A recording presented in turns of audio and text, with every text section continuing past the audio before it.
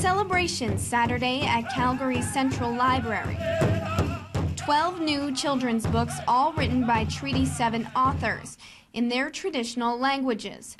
The stories and their messages are uniquely their own, but they showcase Indigenous language and culture unlike ever before. It's kind of surreal because there has not been representation of Indigenous people in mainstream media, in literacy, and especially in children's books. 2019 was declared the International Year of Indigenous Languages by the United Nations.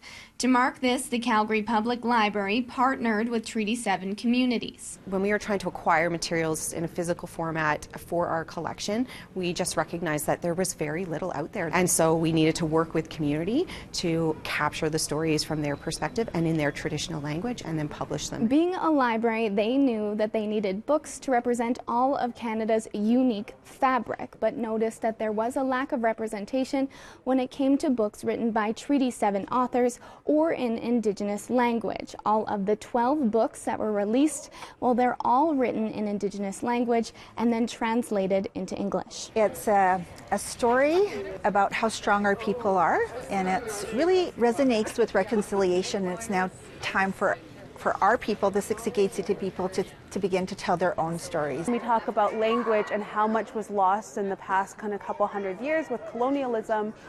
To bring this to light in such an exciting way surrounding children and surrounding language and culture is quite an amazing opportunity. Latasha Calfrope says she was lucky enough to grow up in a home with lots of oral storytelling, surrounded by the Blackfoot language.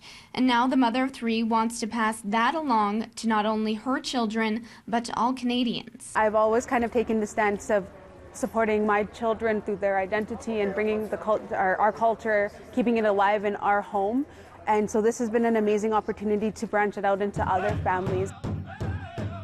For years, generations of Indigenous communities were silenced, their stories and their traditional languages unheard. This release of new books, however, marking a turning point. My children will grow up and be able to see themselves reflected in books and on television and in as part of society. We've been isolated for so long that they're walking into a new era. All of the 12 children's books are available at libraries throughout Alberta, and they're also available through digital copies online. In Calgary, Allie Miller, City News.